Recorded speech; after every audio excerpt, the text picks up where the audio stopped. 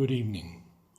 Today is the 28th day of November 2016, and our continuing series, Explorations in Savitri, with our brother Alok. Namaskar. We are on page 170, the Book of the Traveler of the Worlds, Canto 5, The Godheads of the Little Life.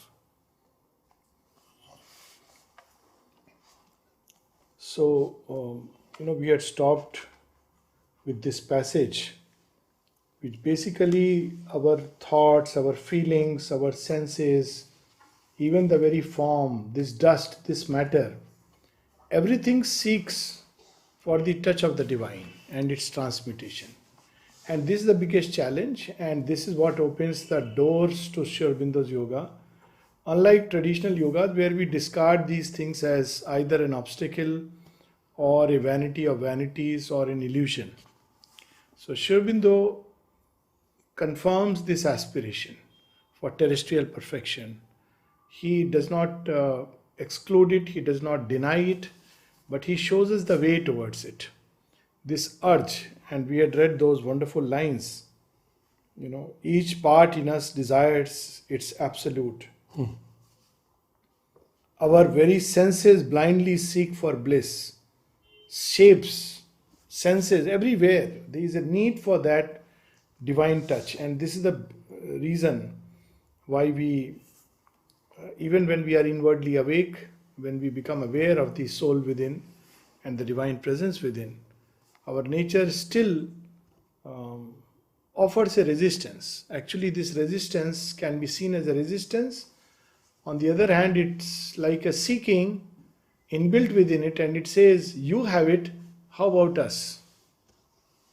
I give, there's so many examples. One of them is, I've got friendly with one of the dogs who moves around the ashram. So when I'm entering the dispensary, he stops my way.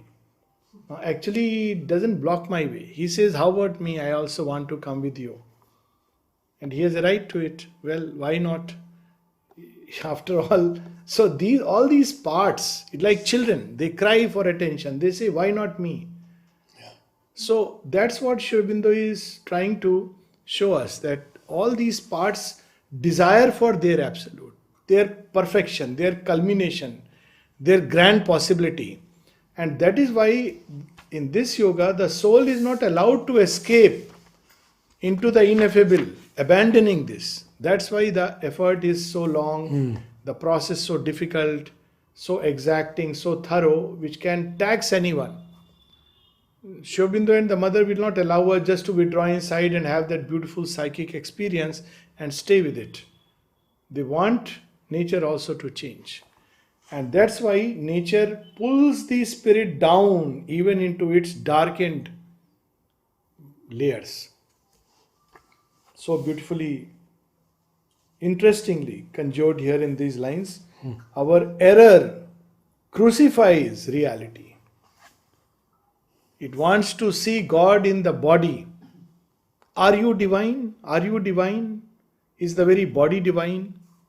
And we know how that famous story where one of the child used to pinch the mother's toes till it became black and blue. While mother would be giving talk in the playground, he would pinch the toe. And people would get very annoyed, and she would just tell them, it is between me and the child. And the child is still there. I won't name, of course, grown up. So that child, when mother was asked, he said, that child wants to test whether I am divine or not. So the only way he can test me is by seeing the body, what its reactions are. Of course, the body will pain, but it must arrive at a stage when it doesn't pain, it transmutes all pain into bliss. That's what Sri Aurobindo was trying when he, has the fracture. Yes. That he was trying to transmute even the most severe kind of physical pain into bliss. So that's where... And he did it. And he did it. So our error crucifies reality. It fixes it. Here crucifixion, it fixes it right onto dense matter where it doesn't belong. It's not its rightful place. The divine's place is not rightfully here in this dungeon, and yet it is fixed there. And the divine comes. Why he comes? To force its birth and divine body here, compelling incarnate in a human form and breathing in limbs that one can touch and clasp, its knowledge to rescue an ancient ignorance. So that's why ignorance throws its snare around the divine, ties him. There are so many interesting stories. One of them is, Krishna's story. It's very interesting that there is a forecast, prophecy, that the eighth son of Devaki will kill Kansa. Now, logically, Kansa should have just killed Devaki. That was the end of the matter. It's no Devaki, no eighth child. But it doesn't do that. It is as if something in him is waiting. He would kill the children, but not the origin. As if he is waiting that when really there will be a deliverance of my soul. That's how the secret story is, that Kansa was once, the gatekeeper of the divine. And he fell down because of the ego. And so the divine had to come for his rescue. So he is also waiting. Let him come. But I am not going to leave him just like this. I am going to test him to the limits. So as a child, I am going to kill him. Let me see. If he is the divine, nothing will happen to him. So, it compels the incarnate in a human form. So this denial, in a certain sense, compels the divine to come to earth. Its savior light, the inconscient universe. And that's why Sri Aurobindo makes that wonderful aphorism, Christ from his cross humanized Europe. Yes. So, what kind of, we human beings who allowed this to happen. But the moment this happens, a sense of shock goes into the very dust. This earth suddenly, what has happened? What has happened? And it awakens something in earth like a response. It feels paradoxically, having crucified, that there is something wrong about it, something amiss. This shouldn't have happened. So Christ from his cross wins the victory. So this is how the incarnate divine works. See, people who were not convinced about Sri Aurobindo's divinity suddenly became convinced. There are examples of that when Sri Aurobindo leaves the physical body. You don't have to wait till then. And the mother gave a message. The lack of receptivity of earth and men was responsible. He was not compelled to leave the body. But look at it, when Sri Aurobindo leaves the body, there is a stir in creation. And the supramental light descends. And then people, this is amazing. 111 hours bathed in supramental light, no decay. In these next lines. Yes. So what is the process for this change? That's why the same thing which happens through the avatar happens in us in a different way, because he opens the channel for the descent. His descent means the descent of a new consciousness upon earth and in matter. And the very fact that he assumes a human body means now that plane of consciousness, that light which he has embodied, can come down and establish in man. So Sri Aurobindo, these wonderful lines which again connect with the 24th November. And when that greater self comes sea-like down, not in trickles, not even in thin streams, but sea-like, drowning us, filling us, surrounding us, to fill this image of our transience, all shall be captured by delight, transformed. This is, of course, a real experience. I am sure many have it. The descent of the higher consciousness, which takes the form of waves of delight. Sri Aurobindo notes it in the records of yoga. Delight coming down right up to the very physical cells. He uses the word. The confluence of Ananda and matter. Delight. In waves of undreamed ecstasy shall roll our mind and life and sense and laugh in a light other than this hard, limited human day. And not just the body, not just the mind and life and senses. The body's tissues thrill, apotheosized, heightened to its ultimate possibility, lifted to its pinnacle, the body's cells and tissues. Its cells sustain bright metamorphosis. This is the process of transformation. That the descents of the higher and higher levels of consciousness. They come, they touch and go, then slowly they become more and more permanent, more and more frequent, and then the very cells start undergoing a bright metamorphosis. They begin to become responsive to the light. Right now they are not. And of course in general they are not. But as we open more and more, the higher consciousness starts the work of transformation. And then what happens? This little being of time, this shadow soul, this living dwarf figurehead of darkened spirit, out of its traffic in petty dreams shall rise. Traffic in petty dreams, whether you call it the waking dream or the dream when comes during sleep, pettiness all around. Then we shall rise out of it. He is speaking in the kingdoms and godheads of the little I, meaning thereby even this layer has to get transformed and will get transformed.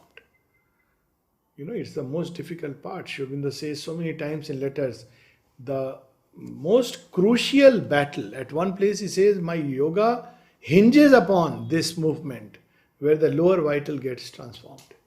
It's the most difficult part. It just resists and resists, and the divine would not give up till it changes. It's the seat of all the troubles. Its shape of person and its ego face, divested of this mortal travesty, like a clay troll kneaded into a god. What an interesting word Sri Aurobindo has used. Yes. Like a clay troll kneaded into a god. Troll is generally used in a negative sense. Very negative. Very negative sense. Yes. The journalist nowadays, you're trolling him. Because it's like literally nagging. Sharp criticism. Things like that, are all trolls. So here matter will be trolled till it is kneaded into a god. So we should not worry if the divine sometimes, imagine we are trolled by the divine so that we get transformed into a god. New made in the image of the eternal guest, it shall be caught to the breast of a white force and flaming with the paradisal touch in a rose fire of sweet spiritual grace, in the red passion of its infinite change, quiver, awake, and shudder with ecstasy. So the very body, the cells, the tissues, the nerves, the senses, all of them will be caught up in the divine embrace, the white force, the white power. So it's not just that we will feel something inside, the divine presence within. The very cells must feel the mother's touch. Many have had this experience in mother's presence. Yes. Even now, this is an experience which, this is how things change. So the very passions, you see, change. Rose fire of sweet spiritual grace in the red passion of its infinite change. Passions turning towards the divine. They undergo a change. As if reversing a deformation spell, released from the black magic of the night, renouncing servitude to the dim abyss, it shall learn at last who lived within unseen. See, this deformation spell, there are two stories from the Indian mythology which come to my mind. One is an interesting story when Krishna lands up in the court of Kansa, where he will be killed. So there is a very a woman who is very, very ugly and bent, and she wants to meet him, she loves him, but would not meet him because she doesn't look good. Everybody mocks at her. So Krishna spots her around there, and she calls her. Her name is Kubja because she is bent all over. And then he says, "Oh, Sundari, you are so beautiful." And suddenly she is transformed into a beautiful maiden. Now, this is not a story of a crude miracle.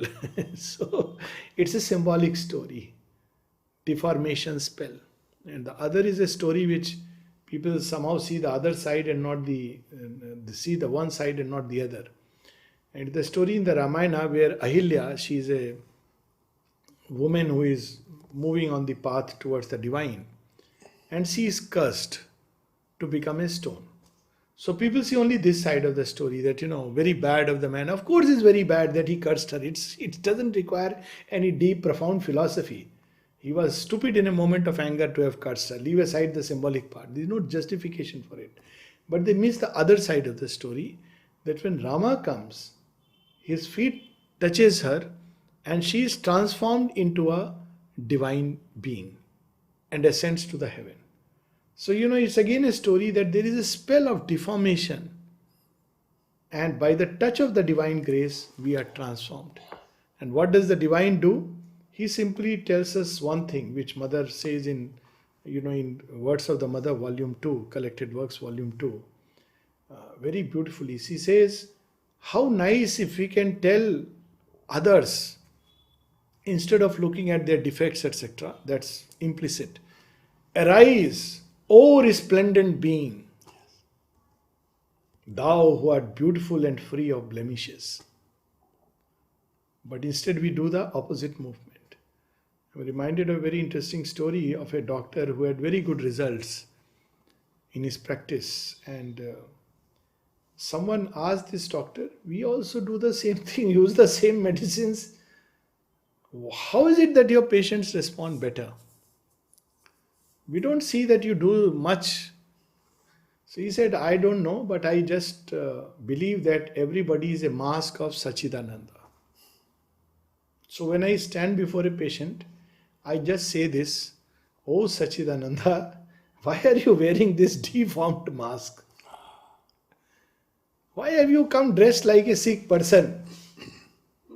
And it works. It's a magic.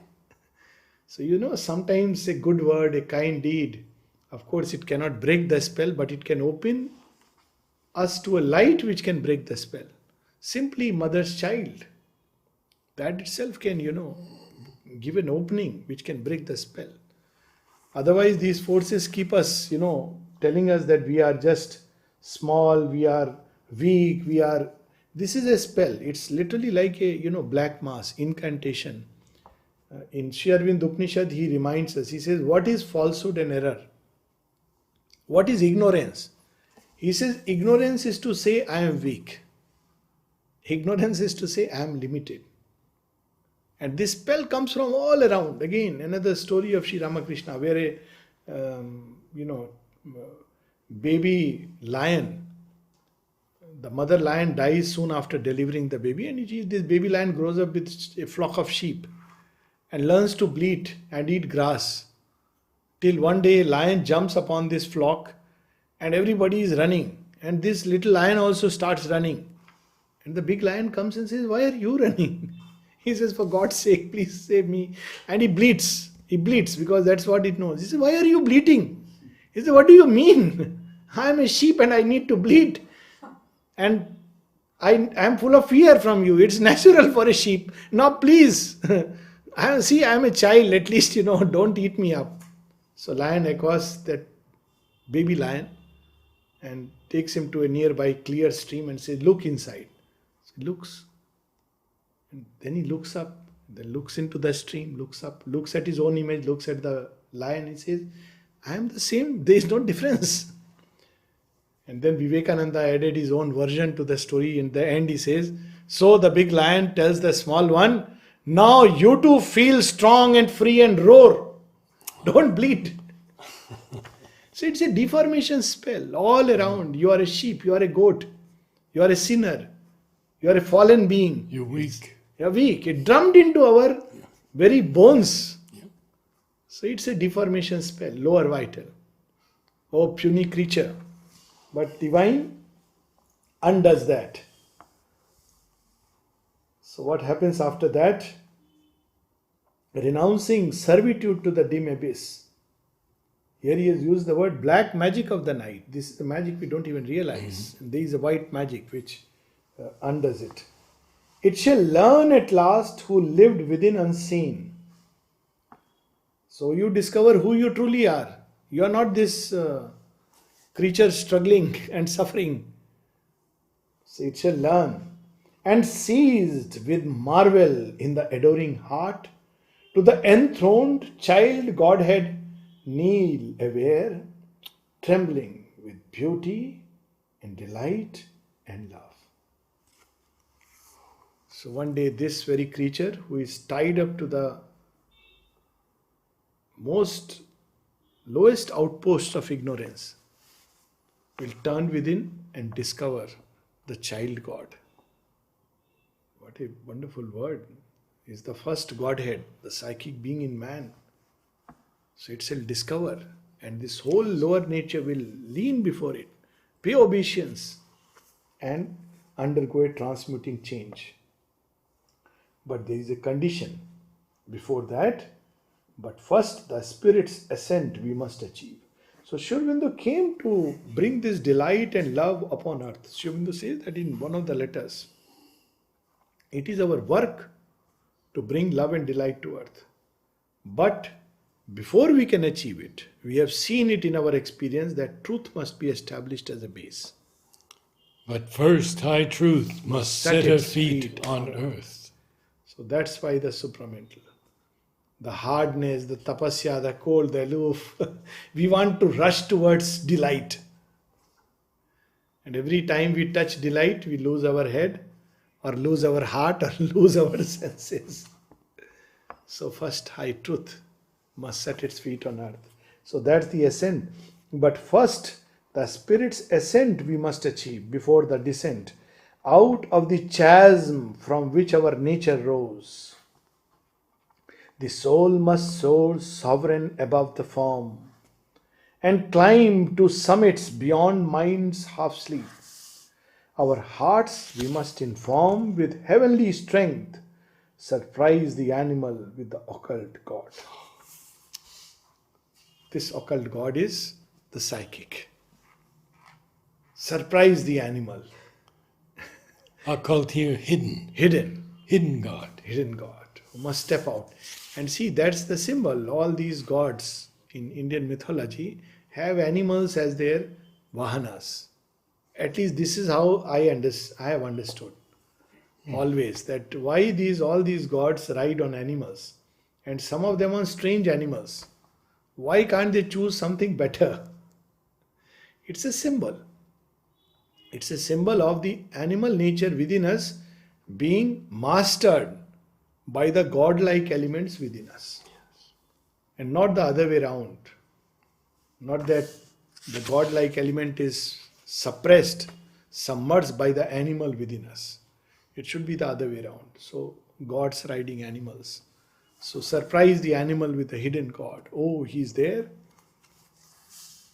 I suppose that's why this new movie which has come, Jungle Book. Interesting movie that, he grows up among all the animals, this boy. What is his name? It's nice. Mowgli. And yet he is, he learns, he becomes intimate with all the animals. And yet he becomes their king. He's a little boy, so weak in strength. And there are, animals who are against him, but many who align with him. And eventually he becomes their leader. So this is a very interesting story which somebody very symbolically, probably unwittingly, in a state of high imagination, which is close to inspiration, has brought out this truth in a very simple way. So this must be first done, that psychic must step out, the soul must be freed from the clutch of ignorance. It's a paradox. If you want to conquer death, you must first be free of the fear of death. It cannot be done like I am afraid of death, therefore I must conquer it. It doesn't work. Then kindling the gold tongue of sacrifice, calling the powers of a bright hemisphere, we shall shed the discredit of our mortal state. So when we have discovered the psychic being, then the true sacrifice starts, yajna, the purification process. And Sri Aurobindo speaks of it as the gold tongue of sacrifice. In a fire there is the apex, and it must soar towards the very highest It's heights. like a tongue. Tongue, gold tongue of sacrifice. And that's how the purification goes on, and then we discredit, shed our mortal state. Make the abysm a road for heaven's descent. So even in the very body, we must do this inner sacrifice, this inner yajna, not escaping from it. So in the chasm, it's the image of somebody in the abyss calling down the divine while he's there, and the divine comes to the rescue. So that's what we are reading in this whole passage, that why we are bound to this lower vital state, much though we would like to be free. Because this too has to change. And the same thought is there in one of the earlier passages, that, why the soul has to go down into the darkened state. And Sri Aurobindo says, it's in the very beginning, I think page 34 or 35, where he speaks of even his godlike strength to rise must fall. Yes. This too the supreme diplomat can use. He makes our fall a means to greater rise. Right. For hidden unseen by us in the gusty and tumultuous fields of nature, he comes. He comes unseen into our darkened parts. Darker parts And there, curtained by the darkness, does his work. yes. An all-knowing guest and guide, till we too feel. Till they too feel. Till they too feel. Feel the change. Yes. And then he says, why? Because otherwise the soul would escape and this creation collapse. Yeah. So you see, it's so beautiful and simple. He is the bondage and he is the freedom. But we have to aspire. It's not, we can misuse this aphorism. So Sri Aurobindo puts it very beautifully in a set of aphorisms. He says, if God keeps me in hell, why should I struggle? This one aphorism. It's a series of two aphorisms. Why should I struggle? Why not I accept it with surrender? Then he says, if God keeps me in hell with one hand and lifts me towards heaven with the other, still I must aspire to move towards the heavenly state. So we are in that state where with one hand we are in the darkened state and the another hand is lifting us towards heaven. And our lives are caught between the two, and we must aspire to reach there. And when the aspiration is strong, and this place is ready, then suddenly this other hand is lifted up. The burden of night is taken away, and all becomes one. This is the process. Here he has given it in different context. Make the abysm a road for heaven's descent. Acquaint our depths with the supernal ray, and cleave the darkness with the mystic fire. So here again, so fire burns in the darkness because it has to abolish the darkness. And here again we have the famous Ramayana story. Sita is world mother.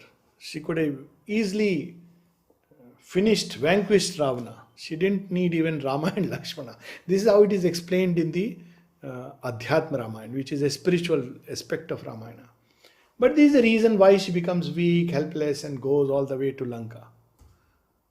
The reason is that by her going there is a chance for Ravana to change. So she first tries to change them by her very presence. And some of the Rakshasas begin to change because they feel that she is not any ordinary woman. She is really a goddess. But most of them do not. Then Rama comes, another chance to change. Why? Because she is there. So within us too, that divine energy conceals itself in the very base, in matter. That's how it is described, that this fire has three forms. One is it burns on the apex of the world. There is a fire at the apex of the world, the supramental fire.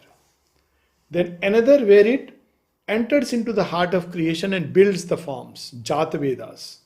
And the third where it enters into matter itself and becomes the householder of matter, Raspati. Powerful word, cleave the Cleaves darkness. the darkness. So why does that divine energy go into the very base of matter? Because by its presence it draws that its own self from above, and as it comes, eventually it will touch base. And that's what is meant by the serpent biting its tail.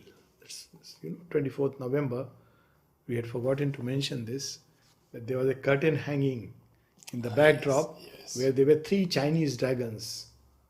And it was said that when these three Chinese dragons represented the victory over matter or the change of matter.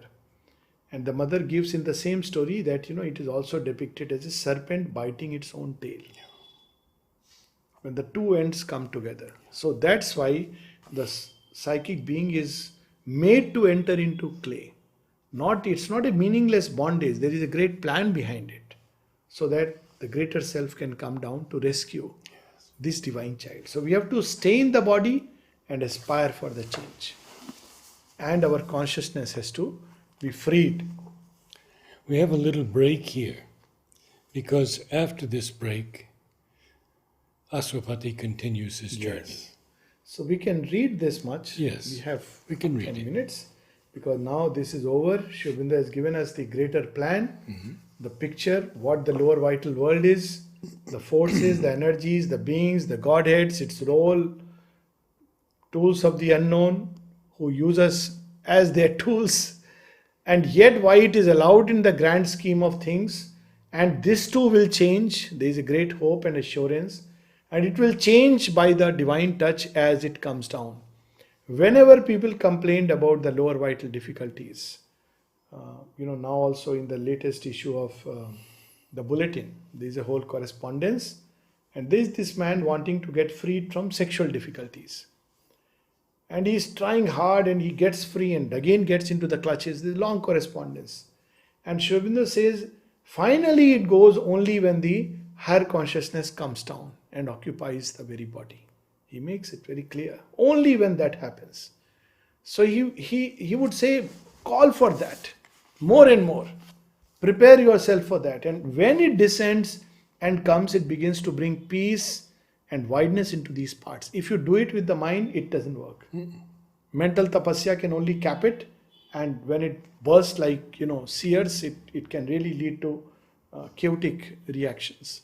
So call for the descent of the higher consciousness, give yourself to it, and as it comes down, it will change the lower vital parts, release from them the occult God, transmute our passions into a means for building a road to heaven, and reverse the deformation spell. So Ashwapati has seen all this, and we are so grateful that Sri Aurobindo has revealed all this truth to us. Otherwise, we would have been struggling always, either giving up or wondering it's a nightmare or an illusion. And now he moves further, adventuring once more in the natal mist, the early life forms. So the natal mist, out of matter, lower vital, this life has emerged. Across the dangerous haze, the pregnant stir, he through the astral chaos shore away mid the grave faces of its demon gods. So demon gods, this is the ancient tantric way of addressing them. One is that they are demons, but other is they were originally godheads who have become darkened deities. What is called in the Vedas as Purvadeva. In the original Vedas, there are no asuras in that sense. Asuras represent the other side of the one consciousness. Later on, they plunge into darkness and become these. So, the demon god. Because they are deep inside. They too carry in themselves the touch of the Godhead, an aspect of the divine. They have to be transmuted into that. But now Ashwapati sees them in their as they are. And look at this image, questioned by whispers of its flickering ghosts. They come and go, besieged by sorceries of its fluent force. They are appearing and vanishing. Ghosts. Was it here?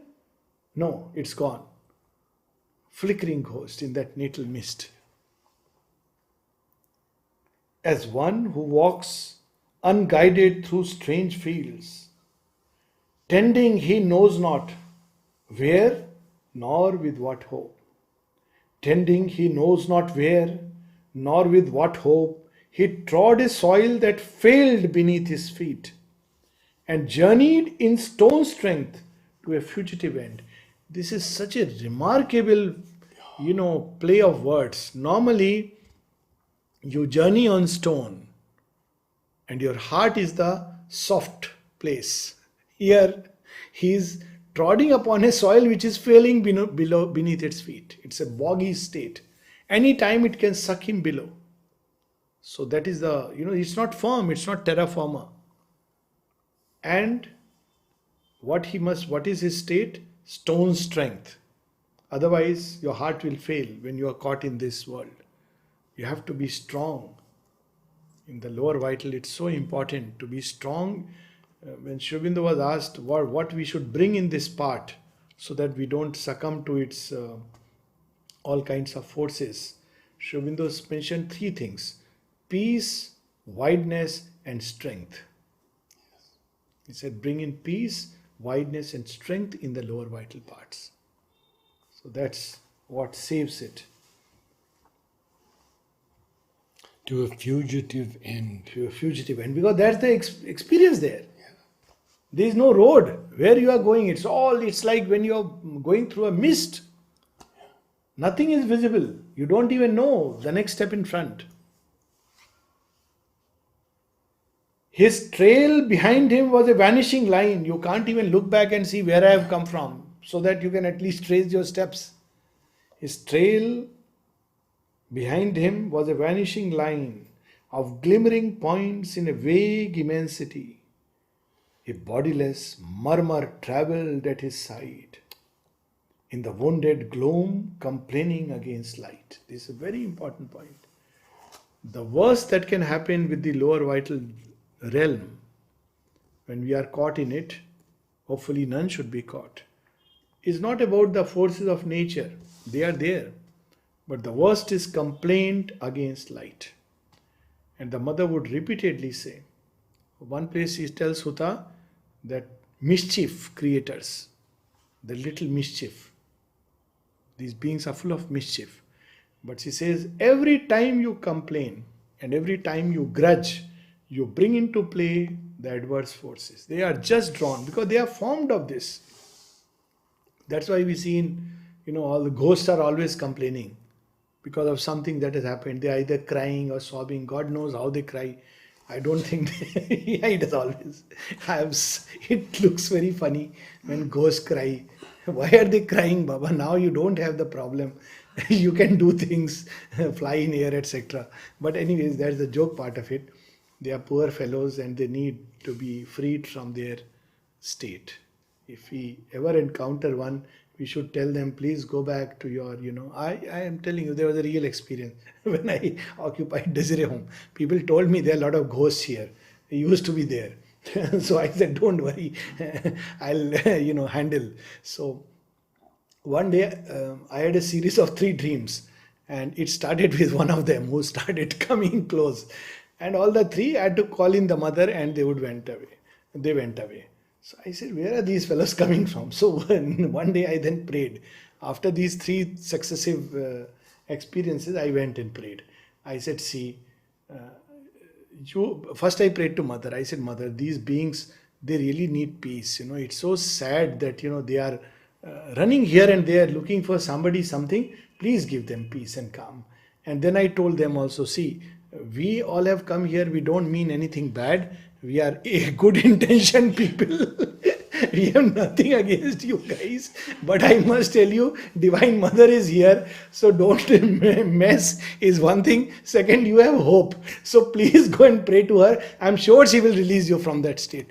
Believe me, from that day everything stopped. It is amazing, and it's so interesting. They are actually suffering, so we should do something for them. No, we are human beings supposed to pray for everyone. Why not also for ghosts? They are also objects of pity, not fear. So murmur, they murmur into us and we complain. People, how they complain murmuring, they don't say openly, they would murmur. Oh, this is very dangerous. Mother used to say this, especially against light and against the divine.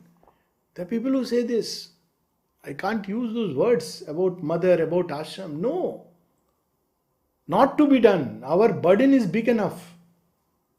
Don't add to it by murmuring and complaining against the light.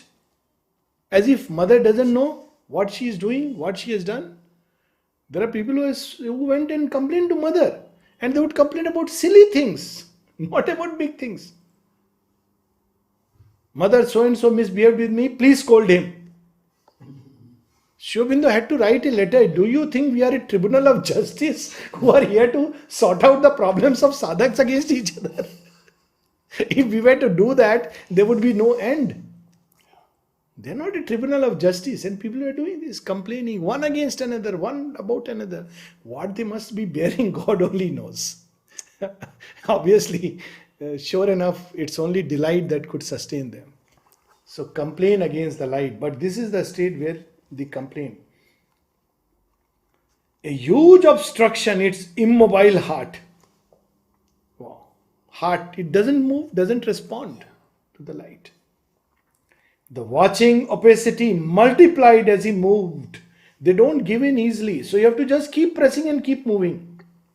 Don't stay on, don't get frightened, don't get benumbed by the extent of the difficulty. They will keep multiplying, you keep moving, and they will vanish.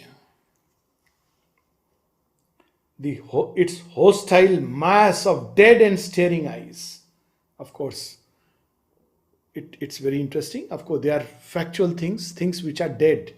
From the subconscious, they spring up and they take hold of the lower vital. You feel a habit is gone, it comes.